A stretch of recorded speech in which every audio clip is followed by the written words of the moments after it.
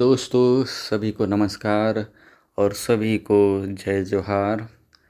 आज बहुत ही महत्वपूर्ण टॉपिक मैं आप लोगों के सामने लेकर आया हूं, जो कि हमारे आदिवासी भाई बहनों के लिए पीढ़ी दर पीढ़ी से हो रहे अत्याचार को ध्यान में रखते हुए ये जो एक कानून है, जो बहुत ही महत्वपूर्ण कानून है, इसको हर एक आदिवासी को, हर एक भाई बहनों को अपने हक अधिकार को जानना बहुत ज़रूरी है। और उनमें से सबसे महत्वपूर्ण बातें जो जानना है वो पेशा कानून एक्ट ये क्या है। तो आज इसके संदर्भ में मैं आप लोगों के सामने इसको बताने की कोशिश कर रहा हूँ। तो जानिएगा इसको और अपने हक आप क्या है। बहुत ज़रूरी बात है हम अपने अधिकार को जानें और उसके लिए अपने हक अधिकार के लिए लड़ाई भी करें, तो वो ज़रूरी है। इसलिए इसको जानने की कोशिश करिएगा।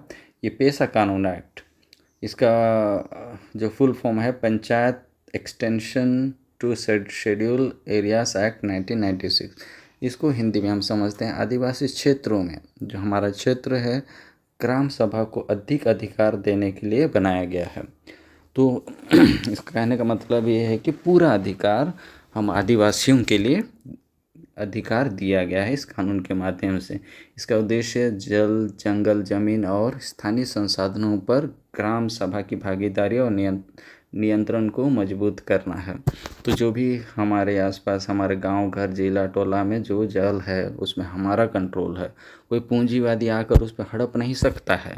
ये कानूनी अधिकार है। जंगल है, जल का स्रोत है, जंगल है, ज़मीन है और स्थानीय संसाधनों का जो भी कोयला, बॉक्साइट, यूरेनियम जो भी है उस पर हमारा हक और अधिकार बनता है और उसमें हमारा भागीदारी और कंट्रोल होता है।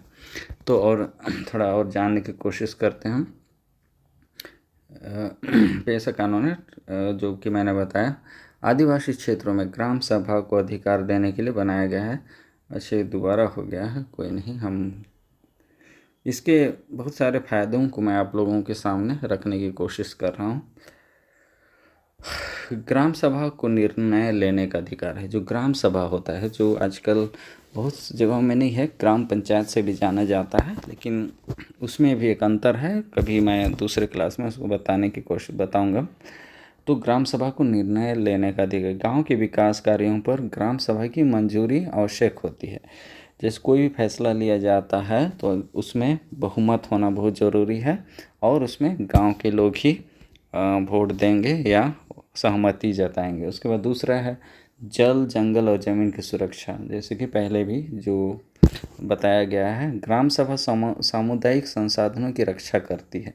तो गांव वालों का ही पूरा ये जिम्मेदारी होता है कि वे अपने संसाधनों की रक्षा करें। जो कि दुश्मन होते हैं वो हमेशा ताक में रहते हैं।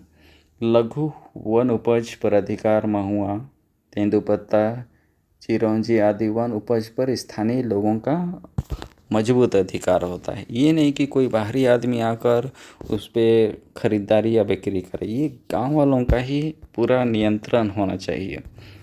ये कानूनी अधिकार है। भूमि अधिग्रहण में ग्राम सभा की राय की मंजूरी।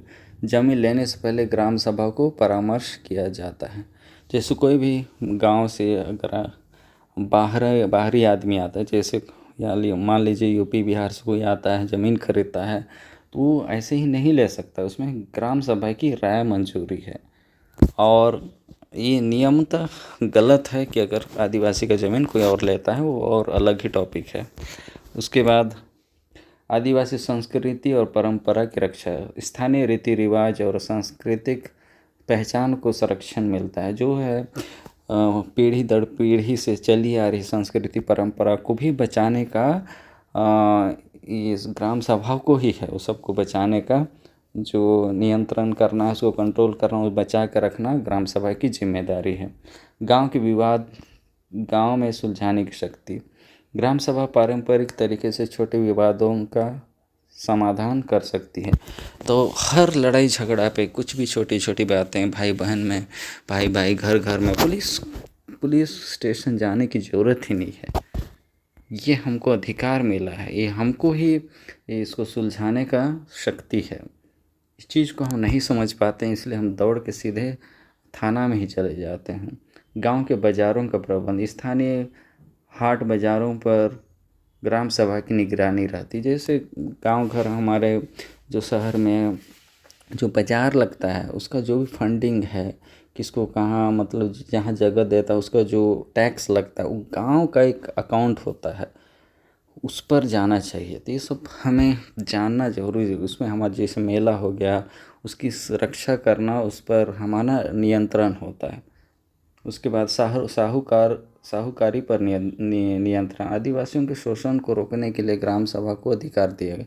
जैसे पहले बहुत ज़्यादा ही साहूकार सिस्टम था, सेठ सेठानी वाला सिस्टम था, जो कि बंधुआ मजदूर सारे आदिवासियों को बनाकर रखा गया था। तो वही सब के लिए ये सब नियम लागू किया गया है। शराब की बिक्री और उपयोग पर नियंत्रण। ग्राम सभा स्थानीय स्तर पर नियम बना सकती है। स्थानीय स्तर पर ग्राम सभा अपने मीटिंग बैठक में बना सकता है कि हमको दारू दुकान होना चाहिए, दारू हड़िया बिकना चाहिए, नहीं बिकना चाहिए, कब बिकना चाहिए।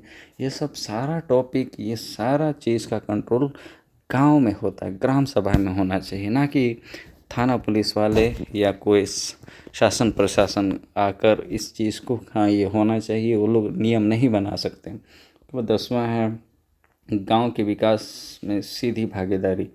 लाभार्थियों के चयन और योजनाओं की क्रियान्वयन में ग्राम सभा की भूमिका होती है।